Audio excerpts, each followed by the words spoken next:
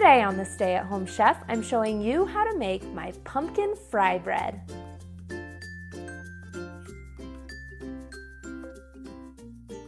Out here in the western United States, we call this Navajo fry bread or scones, which is funny because the rest of the world knows scones as something completely different. Either way, this is a tasty treat, and I'm giving you a pumpkin twist on this classic Western American dish.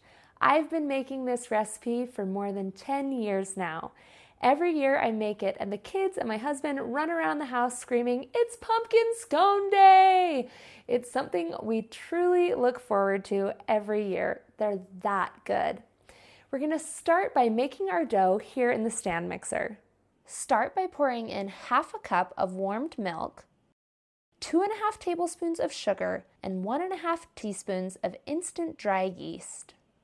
You want the milk to be just warm to the touch. We're gonna let the yeast activate and set that aside and let it get nice and foamy. And in another mixing bowl, we're gonna combine our dried ingredients.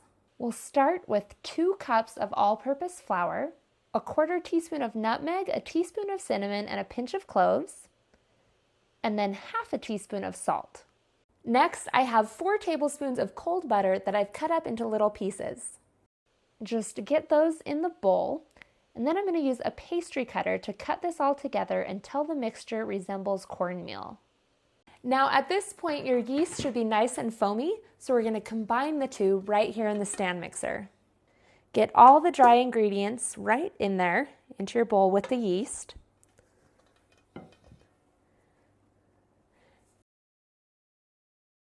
And then we're going to mix this on a low speed for about 30 to 60 seconds, just enough to combine it.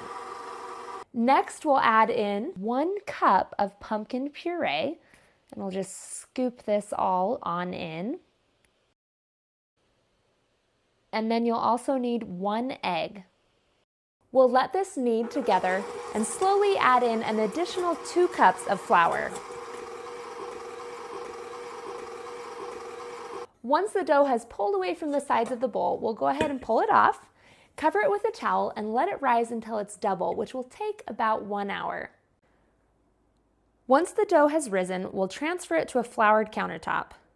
Break off about walnut-sized pieces and then roll the balls out into flat, fairly thin pieces.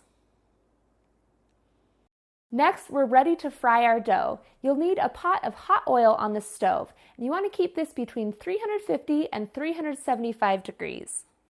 Fry each piece of dough in the hot oil until both sides are golden brown. Once they're done, pull them out and transfer them to a paper towel covered rack or plate to drain.